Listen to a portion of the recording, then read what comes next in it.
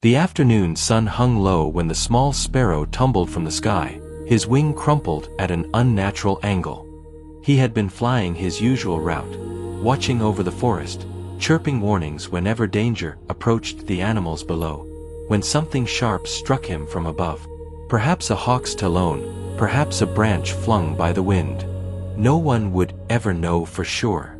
He hit the ground with a soft thud near the old creek bed. Two tortoises, Grandmother Shelley and old Kofi, were making their slow journey home when they heard the faint whimper. They found the sparrow lying there, his chest rising and falling in desperate, shallow breaths.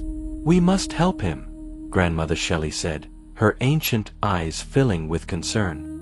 "But the rabbit healers are far," old Kofi replied, though he was already positioning himself.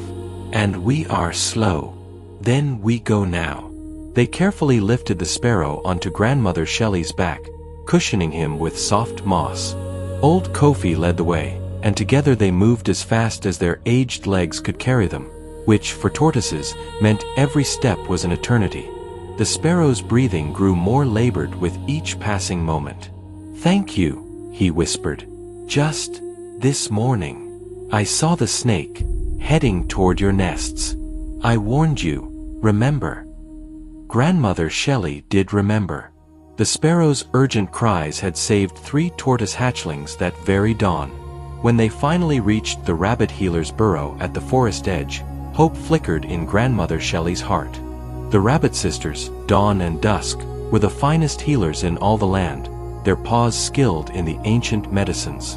But standing at the burrow entrance, blocking their way like a mountain of muscle and mane, was Lord Barak the lion.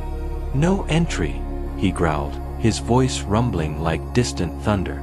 "Please, Lord Barak," old Kofi pleaded, his voice cracking. "This sparrow needs help. He's dying."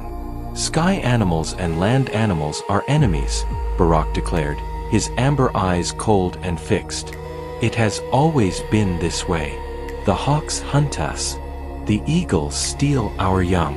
The crows mock us from their trees. Why should we save one of them? Because he is not our enemy." Grandmother Shelley cried out, her voice stronger than it had been in years. "This morning, this very sparrow saved my great-grandchildren from a snake. He watches over us. He warns us of danger." The rabbit sisters emerged from their burrow, their medicine pouches already in paw. Dawn's nose twitched as she saw the dying sparrow. "Please, Lord Barak," she said softly. "Let us help him. Mercy knows no boundaries." "Your soft hearts will be the death of us all," Barak snarled. "What if you save him and he returns to his kind? What if he leads them to us? What if? What if we become the very monsters we fear?" Dusk interrupted, her eyes glistening. "What if cruelty is the only thing we pass on to our children?" But Barak's jaw was set, his massive body unmovable. "The answer is no. Let the sky bury its own." Old Kofi lowered his head and wept.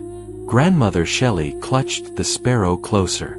The rabbit sisters fell to their knees, begging, their voices breaking with desperation. Minutes passed. Precious, irreplaceable minutes. The sparrow's eyes fluttered open one last time. With his final breath, he whispered, "The storm. Tomorrow. I was going to warn you. Clouds gathering from the north. Flash flood coming. Tell them, move to higher ground." And then he was still. The next afternoon, the skies opened with a fury no one had predicted. Water surged through the valley like a savage beast, swallowing everything in its path. But the land animals had heeded the sparrow's final warning. They had moved to higher ground. Every tortoise, every rabbit, even Lord Barak. They all stood together on the hilltop, watching the devastation below, the destruction that would have claimed countless lives. And they understood. The sparrow had spent his last moments, his last breath, not cursing them, not condemning them, but saving them. Grandmother Shelley placed a small wreath of flowers at the spot where they had buried him. "He gave us one last gift," she said quietly. even as we let him die." Lord Barak stood apart from the others, staring at the grave. His great shoulders sagged, and for the first time, the mighty lion looked small. "I killed him," he said, his voice barely a whisper. "My hatred killed him." Old Kofi approached slowly. "No, Lord Barak. Our divisions killed him. Our old fears. Our refusal to see that mercy is never weakness, and that love recognizes no border between earth and sky." The rabbit sisters added stones to the grave, their tears falling freely. "He risked everything for us," Dawn said.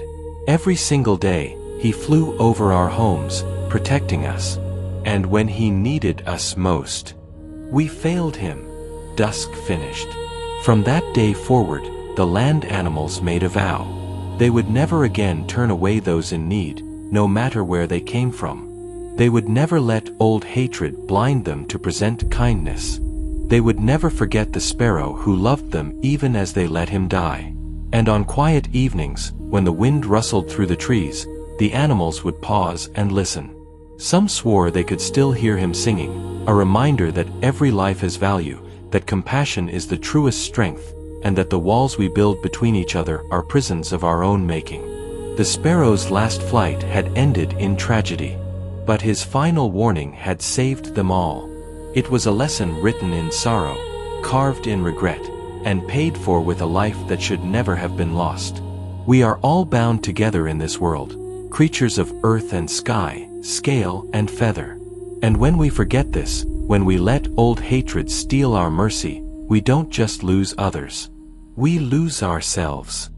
Subscribe to this channel if you want to see us again.